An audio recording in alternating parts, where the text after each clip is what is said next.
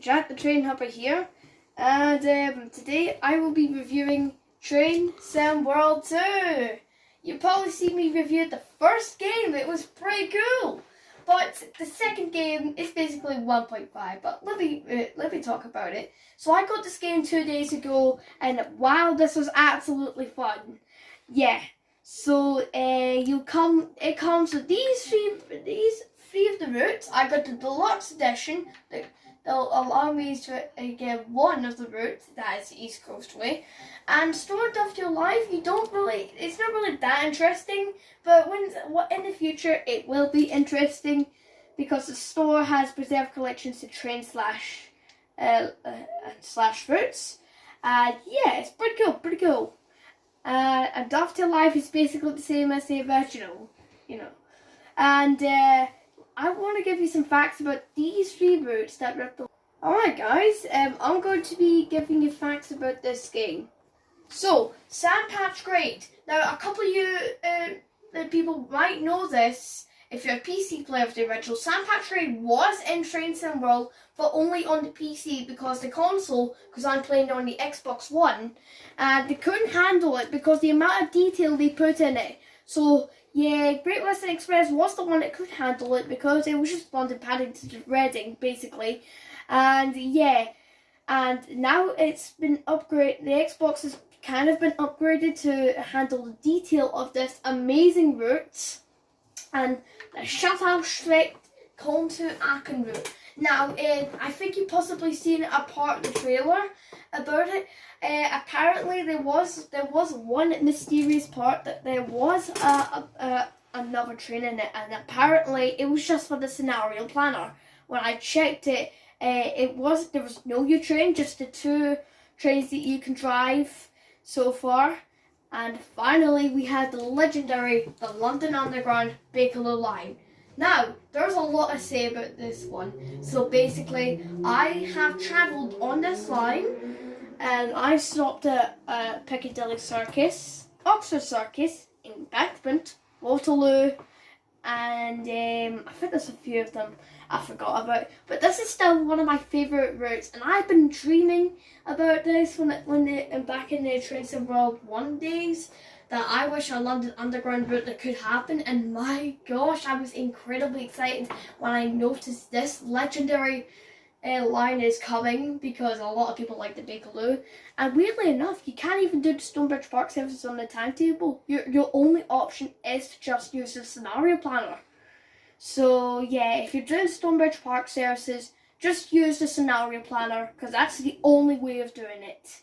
And yeah, these two routes right there, they don't count because I think you've seen them back in my original Train Sim World 2020 review, because they came from the first game, and you can actually either purchase them for the store, or you can do a little trick that I saw in Dovetail Live.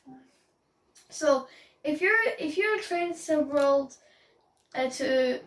gamer, you probably don't want to spend your money on these amazing routes. So you need to do the following. If you have an Xbox, go to your My Games and Apps section. You need to go to your full library and click all the owned games. Navigate to Train Sim World 2. Click the menu button on your Xbox controller and scroll down to the Manage Games and Add-ons. You'll be able to download the Preserve Collection add-on here. So this saves you a lot of money. And this is possibly the best part. It does work on the Hookstriker Rhine route, and weirdly, it doesn't work on the Peninsula Corridor. I don't know why that happens. So hopefully in the future, because there's another Preserve Collection coming next month, that will be able to work. But I'm not sure why this happened. I think you could do it once per day, but I'm not sure. And we might show you the trains that are going to be you can drive in the sequel. Alright guys, let me show you the trains that are you can drive in the sequel. So obviously you can obviously drive these trains if you have the PC version of Train Sim World, Sandpatch Grade. So yeah, not a lot to talk about that if you have the PC. Well, the famous couple in the yard, if you're an Xbox or PS4 player, So yeah, these trains are the legendary of the Sand Patch Parade. The 1972 Mark tube stock is possibly my favourite one, as you can see on the right side of the screen. So yeah, this is such a wonderful train to look at. Too bad it's getting replaced in the future, but I still love this train. Then you've got the BR442 Talent 2. I think this is actually a very good one. I actually like this train. The only reason I level 10 because I basically start the game, so yeah. And then this is the king of the Shuffle Street, whatever you call that. And so this train, the BR406, is absolutely legendary. Just because you can use this on scenario plan on a house track around there, and you can even make a doubler if you're a fan of this train and you have seen a doubler of it. But now let's get to the most exciting part of it. Right guys, let's check out the gameplay of this wonderful game. So we'll start. I think we should start with the London Underground. We can possibly check out one of the stations if you like. So Paddington, this is possible because this is where you start with the Great Western Express. So I think we should do, so there's one feature that I would love to show you guys that isn't compatible with the original. So let's go to Charing Cross, because this is a great example just to show you this one feature that is only available to this line. So apparently, I think you saw on the loading screen, destination boards are going to be turned on. So that means you can keep track of when's your next train in real life. So yeah, this is pretty cool actually, and I'm a big fan of that mechanic, and I got to applaud Dovetail Games for that, because in the original books they didn't program that, but this is Charing Cross, because I know we already have a Charing Cross in Scotland, but this is where you change from Northern Line, and there's National Rail Services. But you can't go in the Northern Line, so I'll put a poster there.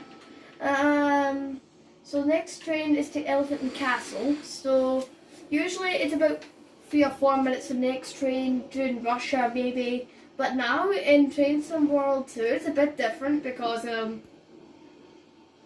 how long it takes for your next train. So yeah, I really love this mechanic. And also I think Baker Street is the one station with the best tile patterns.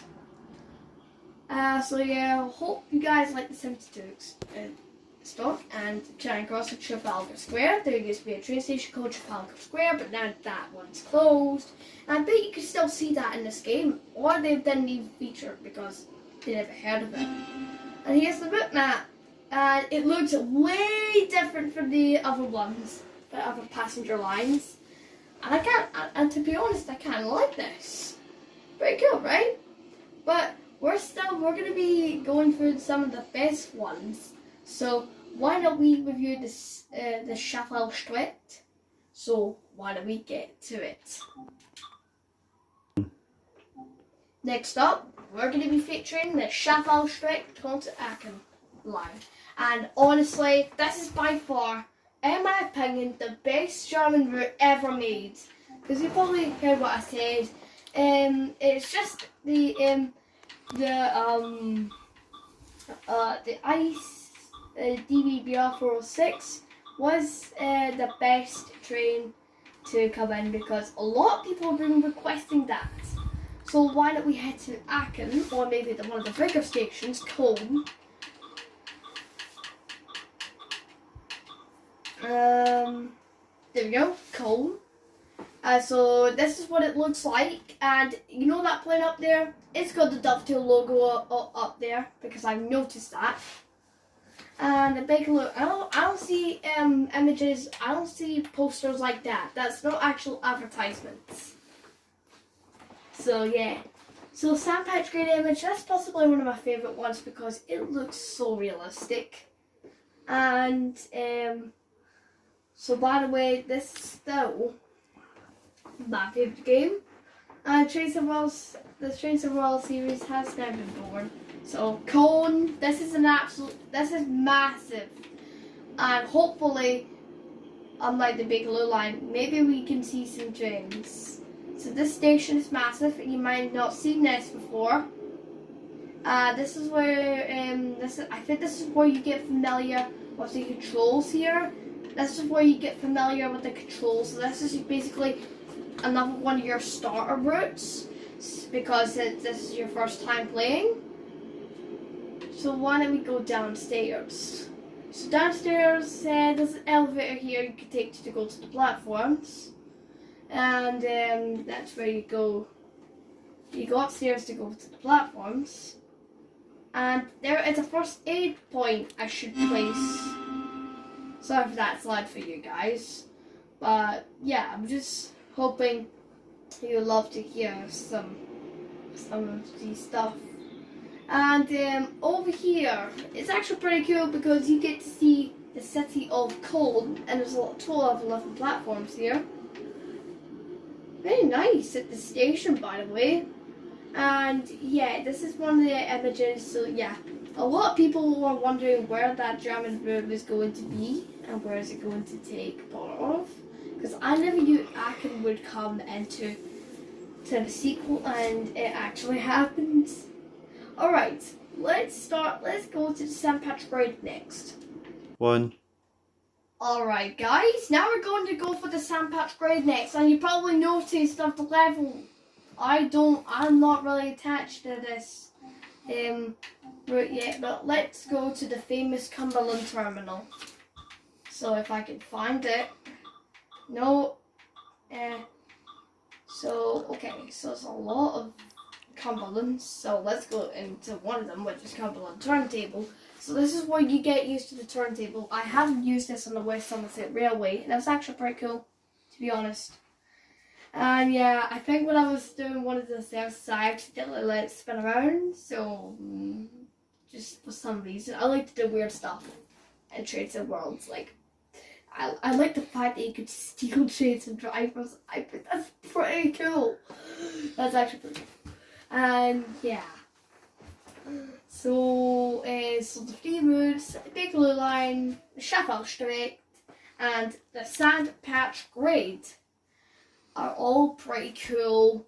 And by the way, and North East Corridor has their own GP38-2s in the same livery, but I think when the North East Corridor comes out, so this is the AC 4400CW locomotive, and instead of like climbing into like the sides, you actually need to climb through the front of it.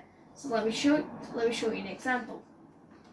So you go for this door, you close it for safety, right, open up this one, and this is where you go for the controls. And I think this is a tiny bit easier to control than, hold on, this train right here.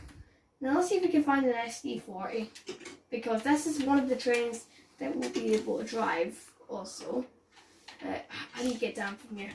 Like, no, I don't think you can go over crossing that. There's nothing over there. What? It would be cool just to jump off of it instead of walking down it. So, the GP48-2.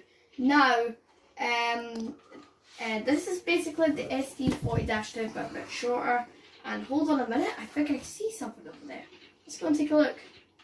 No wait, I think I've done a mistake. I actually got myself soft locked. Oh no wait, I've actually been away. Oh, I thought I got myself soft locked because there are invisible walls here for some reason. So Cumberland Yard, it's one of the most famous rail zones in the whole of St. Patrick's Parade. And that's not a train, I think that's just the fueling thingy. And I think there's the SD, I think the SD40 is just up ahead. Wait, hold on. Could be must be another train in there. I am not sure, by the way, guys. let's go in here. Nope, that's another GP48-2. So I think there's our grand old SD4. No, I think you'll be able to see it now. Wait, hold on. Here is the SD40-2. This is basically the GP38-2, but except with a longer thingy that you can climb up of. Had some fun up here. So the controls are, I think the controls are the same as the GP48-2s, and here, look at that, they're basically the same.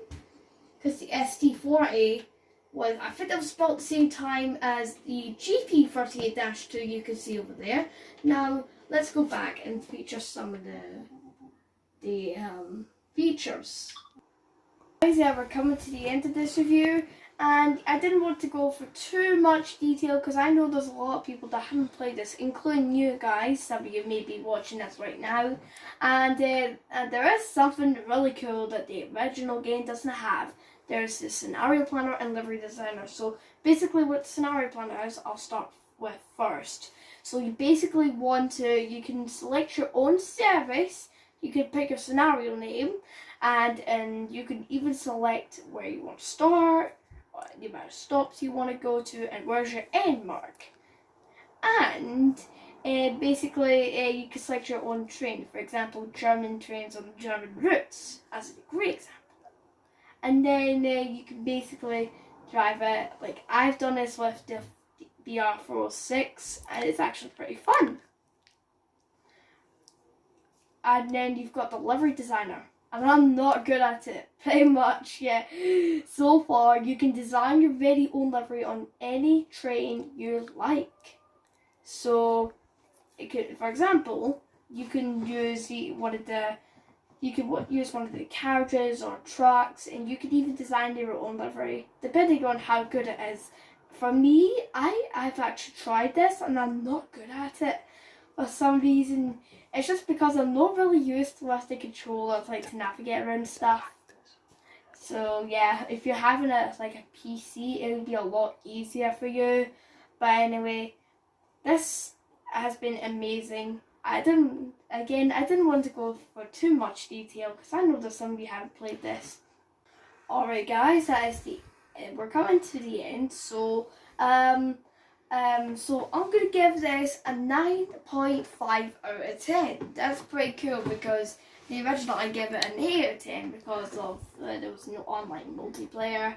And that's the same thing with the sequel because a lot of people have been asking for multiplayer, but maybe in an update we might be able to get it.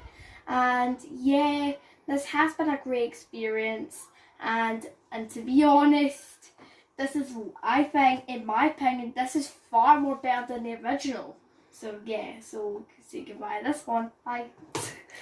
And yeah, so there goes that one. If you can still see it, no, it doesn't matter. So yeah. So my favourite part about this game is the inclusion of the London Underground you've possibly seen. But still, this is still one of my favourite games in the Train to World series, and I highly recommend giving it a go if you're interested. So I'll see you later, folks. Bye now.